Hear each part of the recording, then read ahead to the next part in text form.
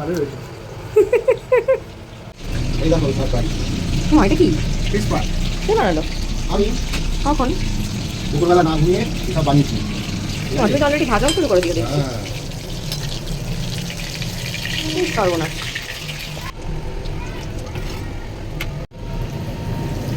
বাহ, বেশ ব্যাপার তো। কিভাবে বানালে? লোটে মাছ নিলাম প্রায় 500 গ্রামের মতো, সেটাকে মাঝখান থেকে কাটাগুলো বার করে দিলাম। হুম। বার করার পর একটু গোলমরিচ, একটু আদা আর রসুন বাটা দিয়ে ম্যারিনেট করে রাখলাম। একটু কাসুন্দিও দিলাম তার মধ্যে। ব্যাটারটা বানালাম একটু ময়দা, তার মধ্যে একটু গোলমরিচ, একটু নুন দিলাম, দিয়ে যেটার মধ্যে ব্যাটারটা বানালাম মরিচ আর কর্নফ্লাওয়ার যেটা মিক্স করেছিলাম ওটা দিয়ে শুকনো করে মিক্স করা হলো।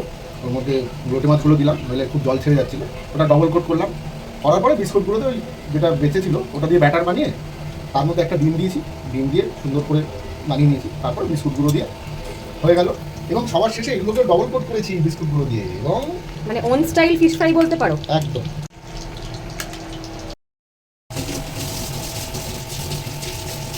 বাহ, বেশ কাঞ্চি হয়েছে কিন্তু। ট্রাই করবে নাকি? আমি গোটা খেয়ে নিই। সেই নয় করে নিচ্ছি। দেখো কেমন বানিয়েছো নিজে।